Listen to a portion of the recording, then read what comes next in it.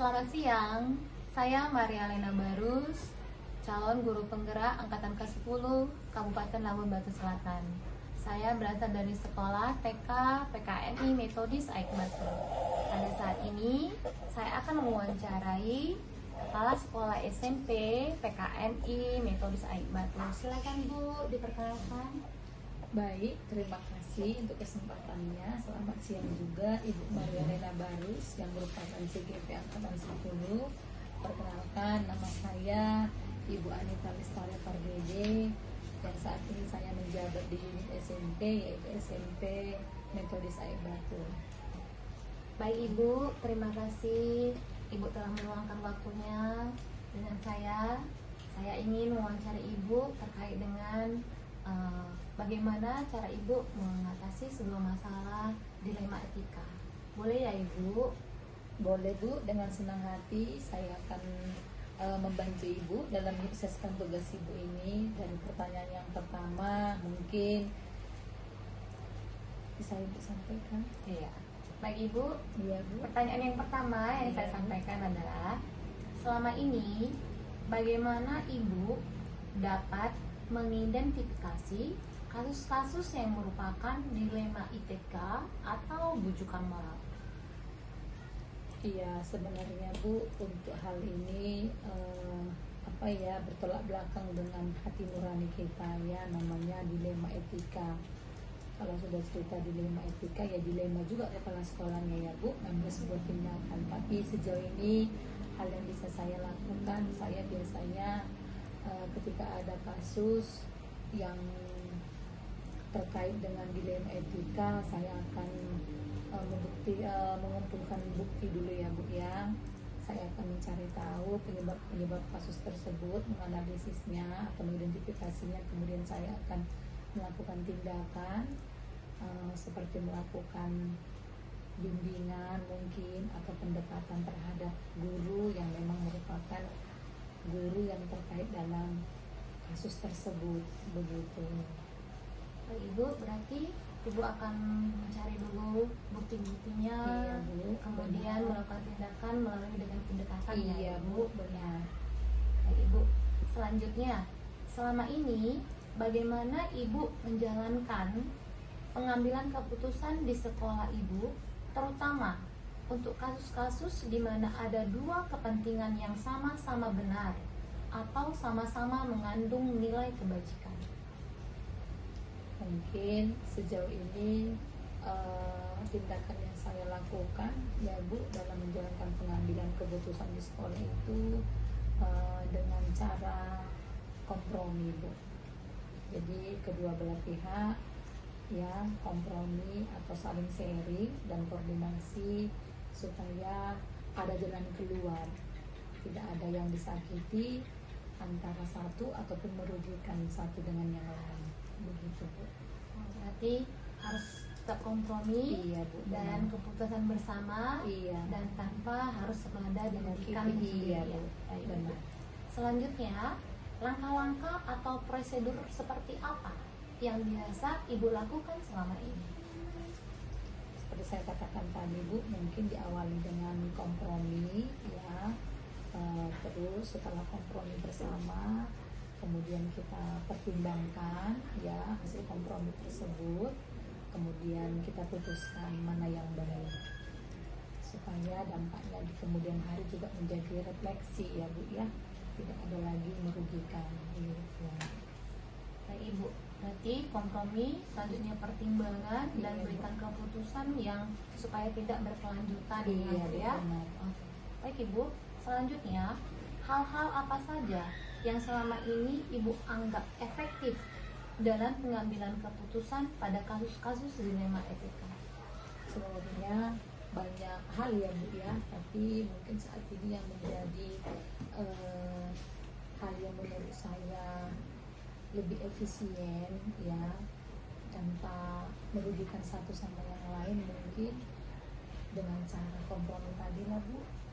Ketika kita kompromi antara kita dengan guru yang mungkin melakukan sebuah kasus ya, jadi kita bisa saling sharing secara kekeluargaan dan berkoordinasi bersama ya. Setelah dikumpulkan bukti-bukti, kita adakan kompromi seperti sharing-sharing singkat supaya antara kita selaku kepala sekolah itu ada keterbukaan dengan si guru tersebut ya. Jadi sehingga keputusan yang kita ambil pun tidak mengambang gitu Bu, dan membimbing guru tersebut untuk melakukan refleksi mungkin di kemudian hari, tidak melakukan tindakan-tindakan yang melanggar etika begitu Bu. Baik Ibu, berarti kompromi, sharing, seperti coaching, mungkin gitu ya Bu. Seperti ya. itu Bu, Iya. lebih tepatnya. Selanjutnya baru melakukan refleksi ya Bu. Iya Bu, benar. Baik Ibu, selanjutnya pertanyaan yang saya tanyakan, hal-hal apa saja yang selama ini merupakan tantangan dalam pengambilan keputusan pada kasus-kasus dilema etika? Sebenarnya banyak ya Bu tantangannya ya Bu, namanya sudah berbicara tentang dilema etika ya. Sejauh ini tantangan yang saya hadapi itu terkadang ketika kita sudah melakukan kompromi dan pendekatan masih juga belum bisa mengatasi masalah tersebut gitu ya. Tapi mau tidak mau terkadang saya jadinya yang melakukan tindakan secara langsung ya. Mungkin tantangan itu ketika si guru tidak memahami Bu ya, tidak paham apa yang menjadi tindakan atau indisiplin yang dilakukannya ya, sehingga kita harus lebih ekstra lagi Bu melakukan pendekatannya. Kan nggak mungkin juga Bu ketika ada suatu kasus yang melanggar suatu etika ya kan, kita langsung bombardir ya kan Bu, tanpa adanya kompromi, sharing-sharing. Siapa tahu si guru tersebut itu ada kendala yang dihadapi, ada background yang membuat dia bisa melakukan hal-hal seperti itu sehingga melanggar etika ya Bu, begitu. Jadi mungkin tantangan ketika si guru tidak paham, apalagi di zaman gadget sekarang ya kan Bu ya. Kita ini bingung melihat yang sekarang ini gitu, bingungnya di mana, minus Bu memang etika dan moral. Tapi ya mau nggak mau ya kan Bu, kita juga harus belajar sesuai dengan kodrat dan zamannya Bu. Mungkin kita harus mengikuti zamannya Bu, tidak ada zaman yang salah, yang ada kita yang tidak mau berkembang. Jadi saya berpikir dan berefleksi, berarti ketika guru-guru melakukan kesalahan, saya juga harus refleksi ya. Saya juga harus refleksi, apakah saya yang belum berkembang mengikuti zamannya, sehingga terjadilah tadi, makanya saya bilang coaching dengan guru tersebut. Karena kan ketika dia melakukan kesalahan pasti ada sebab dan akibatnya, tidak mungkin dia langsung melakukan tindakan indisiplin tanpa adanya sebab akibat. Mungkin seperti itu ya Bu. Baik Ibu, berarti kita harus melihat apa sebabnya, Iya Bu, benar. saling memahami, Iya Bu. dan juga kita harus memikirkan apakah itu keputusan bersama atau hanya keperluan individu Iya saja. Bu, saya tahu itu hanya menentukan pribadinya saja ya kan Bu. Baik Ibu, selanjutnya saya ingin bertanya, apakah Ibu memiliki sebuah tata cara atau jadwal tertentu dalam sebuah penyelesaian kasus dilema etika? Apakah Ibu langsung menyelesaikan di tempat atau memiliki sebuah jadwal menyelesaikannya, atau bentuk prosedur seperti apa yang Ibu jadwalkan atau jalankan seperti itu? Kalau itu tergantung kasusnya Bu. Jika kasus tersebut urgent harus ditangani, mungkin saya langsung selesaikan di TKP ya Bu, tempat kejadian ya. Tapi kalau memang kasus itu bisa kita jadwalkan untuk kita bisa berunding bersama, ya saya akan jadwalkan. Saya akan melakukan pemanggilan secara khusus mungkin ya, untuk sharing-sharing seperti yang saya sampaikan tadi, dan mungkin akan melalui tahap ya, memanggil guru tersebut melakukan tindakan immoral, kemudian kita sharingkan dengan komite sekolah dan juga pimpinan perguruan Bu ya kan. Setelah kita koordinasikan, kita komunikasikan bersama, mungkin nanti akan ada sebuah keputusan setelah dipertimbangkan begitu. Kalau memang kasus tersebut masih bisa ditolerir, tapi kalau tidak ya namanya sudah urgent kan Bu, ya harus diambil lah Bu, disikapi dikat begitu supaya tidak merugikan begitu Bu. Yang penting semuanya itu tidak merugikan dan harus menyangkut kepentingan bersama. Iya Bu, benar Bu. Baik Ibu, selanjutnya adakah seseorang atau faktor-faktor apa yang selama ini mempermudah atau membantu Ibu dalam pengambilan keputusan dalam kasus-kasus dilema etika? Ya pastinya ada Bu, ya siapa mereka, ya pastinya tim kita Bu, ya tim kita dalam satuan pendidikan ini, mulai dari komite sekolahnya Bu, ya kan, pimpinan perguruannya, rekan sejawat saya kepala sekolah, karena kan keputusan pribadi kita belum tentu baik kalau hanya kita yang mempertimbangkan begitu ya kan Bu, begitu Bu. Berarti dalam membantu kita tidak mungkin hanya seseorang saja ya Bu. Pasti kita Berarti membutuhkan stakeholder ya Bu, ya, tim tim. kita. Dan Iya. itu pastinya demi kepentingan seluruh Bersama. warga sekolah Iya, ya. benar benar. Tim utama. Dari semua hal yang telah disampaikan, Iya Bu. pembelajaran apa yang Ibu petik dari pengalaman Ibu dalam mengambil keputusan dilema etika ini? Pelajaran yang saya ambil Bu, bersabar ya Bu, sabar dan harus mau dikoreksi. Ya, ketika kita siap untuk dikritik, dikoreksi, berarti kita siap untuk berubah. Tapi ketika kita tidak mau dikoreksi, berarti kita adalah orang yang tidak mau melakukan perubahan. Mungkin begitu Bu. Kan ada orang yang tidak suka dikoreksi ya, dia sentimen dengan dikoreksi, dikritik gitu ya, diberi saran karena merasa sudah benar gitu ya.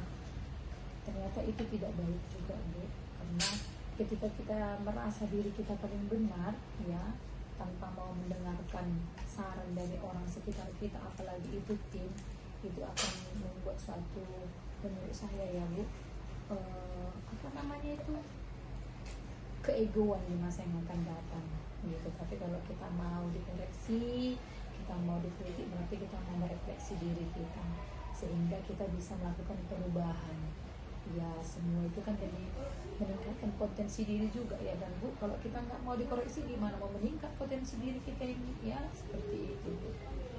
Baik Ibu, bersabar, mau dikoreksi dan Benar, refleksi Bu. diri. Iya, benar, Bu. Itu pembelajaran. Terima kasih Ibu, kiranya pembelajaran ini dan menjadi acuan bagi saya buat pembelajaran juga, dan kedepannya nanti kita semakin bersemangat dalam mengambil sebuah keputusan dalam dilema etika. Terima kasih Ibu atas waktunya. Saya mengucapkan selamat siang. Oke, selamat siang.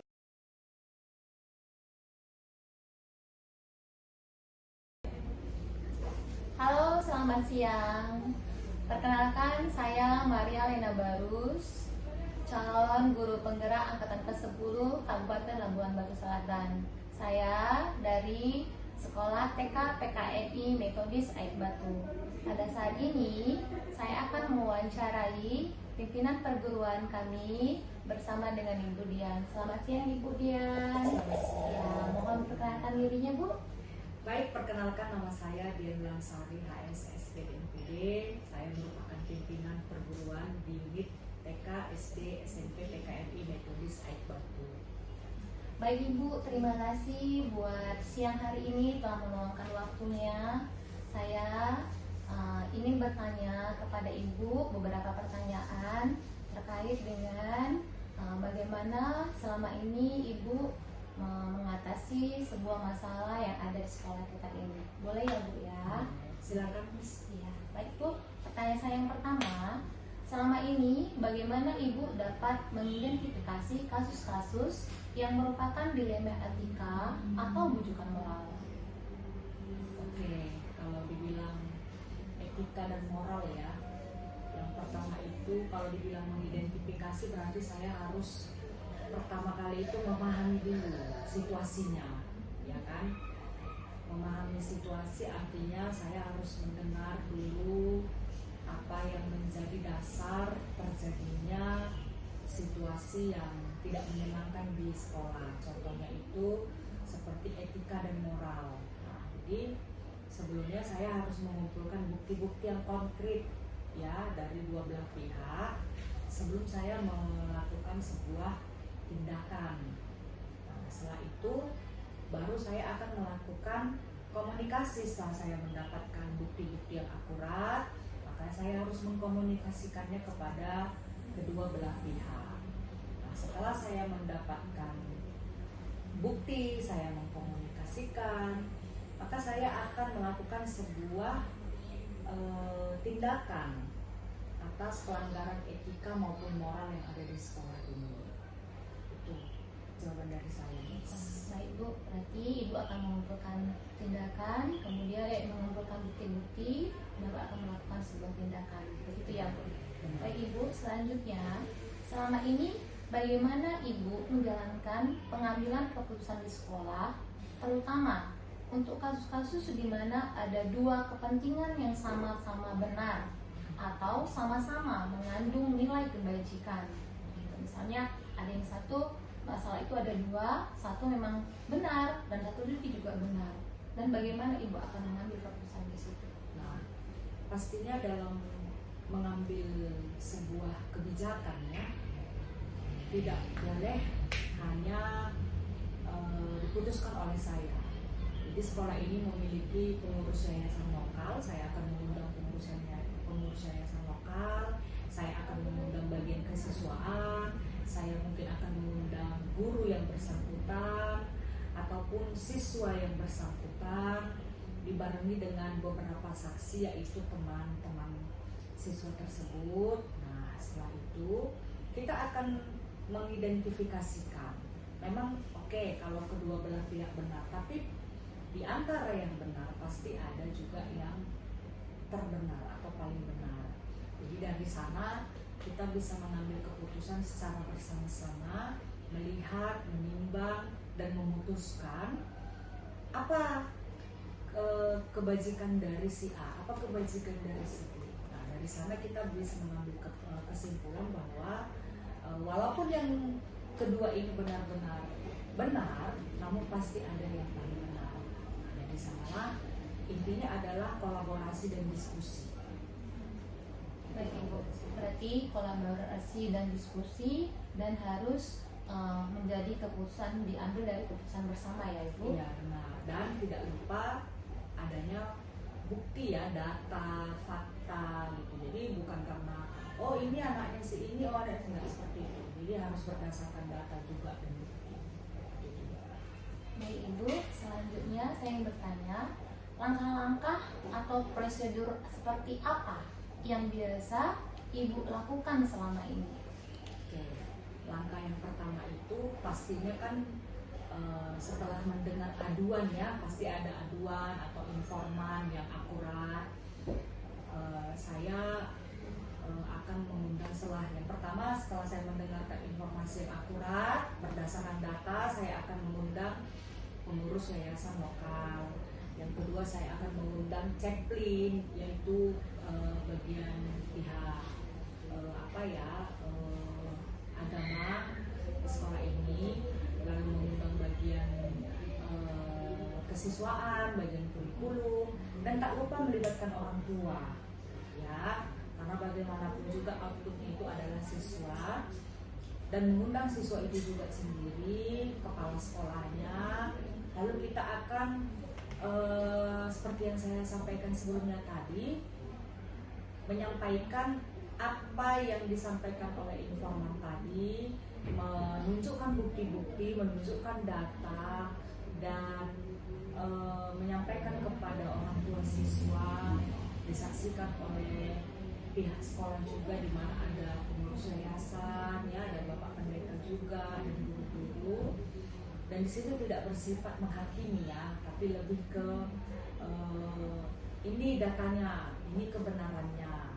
Dan dari sana kita akan membuat sebuah kesepakatan gitu ya kepada orang tua untuk membuat sebuah keputusan kepada siswa tersebut, dan diharapkan ini tidak terulang kembali mengenai etika dan moral yang mungkin dilanggar oleh siswa atau peserta didik.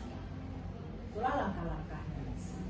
Baik Ibu, berarti dengan kata lain ini kita harus ambil keputusan bersama tanpa merugikan pihak siapapun, dan pastinya harus berpusat pada murid ya Bu ya. Baik Ibu, selanjutnya saya ingin bertanya lagi, hal-hal apa saja yang selama ini Ibu anggap efektif dalam pengambilan keputusan pada kasus-kasus dilema etika? Oke. Yang efektif menurut saya intinya sebelum siswa itu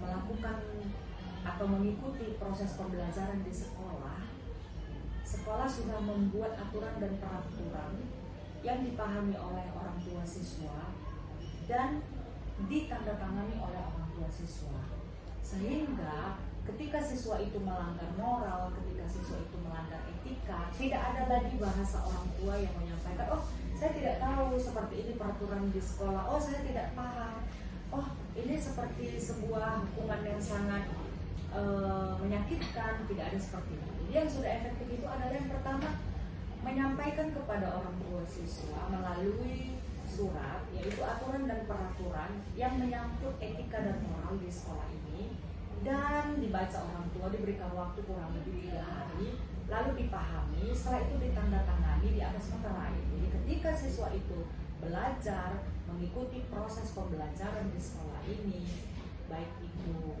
bersama dengan guru, baik itu berhubungan sosial dengan siswa, orang tua ini bisa memahami apa yang perlu dilakukan oleh anaknya dan apa sanksi yang akan diterima anak tersebut apabila anak tersebut melakukan pelanggaran etika dan moral. Berarti selama ini yang efektif itu berarti sudah kita sepakati bersama ya Bu ya. Jadi kesepakatan. Ya, kesepakatan bersama ya Bu. Baik Ibu, selanjutnya saya ingin bertanya, hal-hal apa saja yang selama ini merupakan tantangan dalam pengambilan keputusan pada kasus-kasus dilema etika? Tantangan apa yang Ibu dapatkan dalam ini? Tantangannya yang pertama pastinya ketidaksepahaman dengan orang tua. Orang tua merasa, oh ini kan masih apa ya, contohnya ini masih terlalu ringan gitu. Sementara menurut versi kita pihak sekolah itu sudah termasuk pelanggaran etika dan moral yang sangat fatal. Jadi seringnya itu terjadi ketidaksepahaman dengan orang tua, mungkin menyangkut sumber daya manusianya ya, SDM orang tua yang bersangkutan, yang kadang-kadang membuat kita payah atau sulit menegakkan sebuah aturan dan peraturan yang berakhir kepada sebuah kesepakatan bersama dengan orang tua. Itu yang pertama. Lalu yang kedua, data yang diperoleh oleh guru tidak akurat, tidak mampu dipertanggungjawabkan. Jadi ketika terjadi di lapangan, terjadi kesepakatan, terjadi sosialisasi, guru yang bersangkutan juga kurang mampu mengumpulkan data dengan baik dan benar.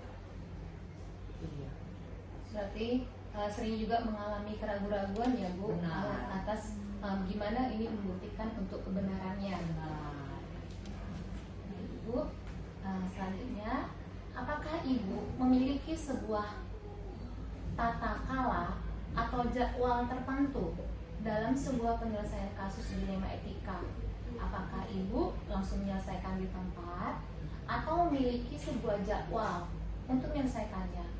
Bentuk prosedur seperti apa yang Ibu akan jelaskan? pertama kita melihat buku kasus. Sekolah ini kan punya buku kasus ya, mana siswa-siswa yang melanggar etika, melanggar moral, melanggar aturan dan peraturan. Kita melihat berdasarkan buku kasus tersebut. Lalu kita komunikasikan dengan bagian kesiswaan, dengan kepala sekolah. Lalu ini akan menjadi eksekusi yang penting dilakukan, dikomunikasikan kepada peserta didik. Jadi tidak penyelesaian langsung di situ karena pastinya akan memakan waktu.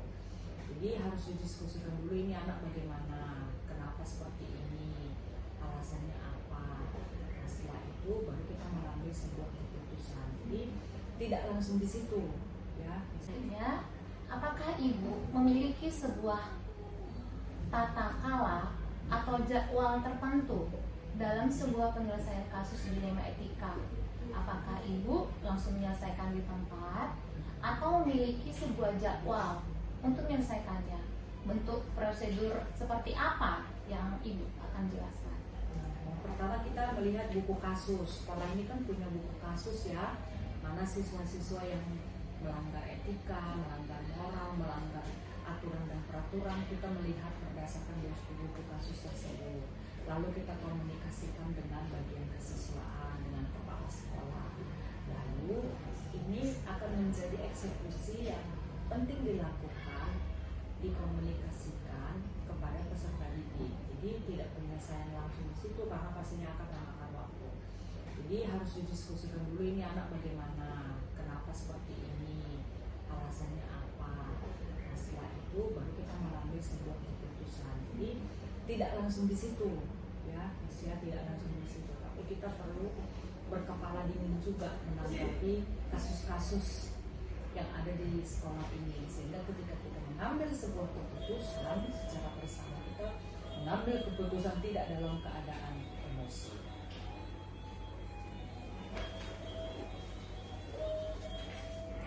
Kata aja, Miss. Waktunya pulang untuk peserta didik kami seluruh SMP.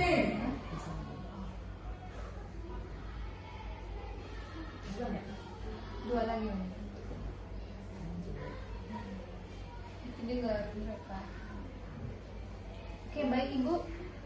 Selanjutnya, adakah seseorang atau faktor-faktor apa yang selama ini mempermudah atau membantu Ibu dalam pengambilan keputusan dalam kasus-kasus dilema etika? Kasus dilema etika itu kalau dibilang seseorang, tidak seseorang ya, tetapi lebih tepatnya ke tim, ya. Di mana dalam tim ini ada orang tua, ada bagian kesiswaan, ada pengurus yayasan, ada wali kelas, dan ada anak yang bersangkutan. Jadi kalau dibilang seseorang, tidak, ini bukan cerita 1-2 orang, tetapi tim. Karena ketika nanti anak ini kembali lagi pada proses pembelajaran, jadi tidak hanya seseorang atau saya saja yang memantau perkembangan anak ini, tetapi masing-masing kita ini punya tanggung jawab untuk memantau anak ini. Apakah anak ini tetap melakukan kesalahan yang sama, atau sudah ada perubahan, atau justru anak ini menambah pelanggaran untuk etika dan moral yang sudah dibuat di sekolah ini. Berarti ya Bu, kalau dalam suatu yang membantu Ibu itu berarti bukan hanya seseorang aja, tapi harus berupa satu tim dan saling berkolaborasi, karena itu akan diutamakan untuk kepentingan bersama, apalagi itu untuk berpusat kepada murid. Demikian ya Bu.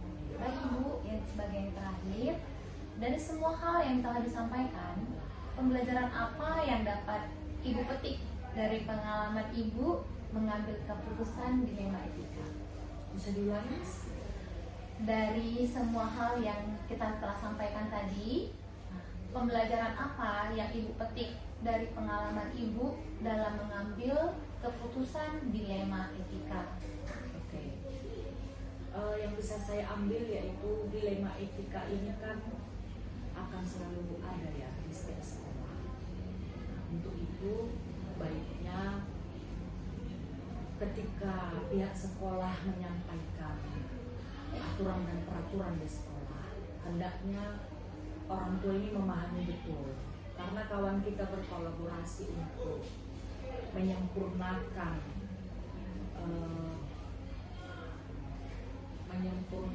adanya dilema etika ini adalah orang tua. Mereka adalah kawan kita berkolaborasi. Jadi orang tua juga harus paham betul, pihak sekolah harus paham betul. Tidak boleh setengah-setengah pemahamannya, sehingga pada saat ada sesuatu hal terjadi di sekolah, orang tua, guru, pengurus yayasan, Bapak Pendeta, Pendeta Pendeta, saya sebagai pimpinannya bisa saling berkolaborasi. Karena kolaborasi dalam memahami dilema etika ini penting. Karena bukan hanya tugas seorang guru saja untuk menjaga etika dan moral siswa, tapi itu menjadi tanggung jawab orang tua juga. Itu yang penting. Oke baik Bu, berarti pembelajaran kita semua harus perlunya kolaborasi, dan itu harus diambil keputusan itu harus untuk menyangkut keputusan bersama tanpa kepentingan individu, dan itu yang terutama adalah untuk kepentingan murid. Benar ya Bu ya? Oke. Baik Ibu, terima kasih atas waktu dan jawaban-jawaban yang saya berikan, yang saya tanyakan kepada Ibu, dan kiranya ini semua menjadi pembelajaran dan dalam kita mengatasi ataupun dilema etika yang sering kita hadapi. Ya, selamat siang ya Ibu, terima kasih. Terima kasih.